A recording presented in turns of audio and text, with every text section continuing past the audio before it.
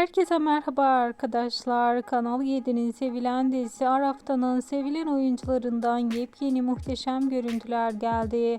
Arafta'nın sevilen yüzü İlsu Demirci ve Emin Günenç'ten birlikte muhteşem yeni bir video sosyal medyada paylaşıldı. Çiftimiz birlikte yepyeni karelerini izleyenleri ve hayranları için paylaştılar. Bildiğiniz üzere Arafta dizisinin başrol oyuncuları birkaç gün önce dergi çekiminde bulundular ve fotoğraflar geldi. Öyle muhteşem kareler var ki herkes bu uyuma bayıldı. Dizinin Ateş ve Mercan'ından özel kareler, yepyeni haber ve bilgiler anında sizlerle oluyor. Şimdilik ise benden bu kadar arkadaşlar. Hoşça kalın.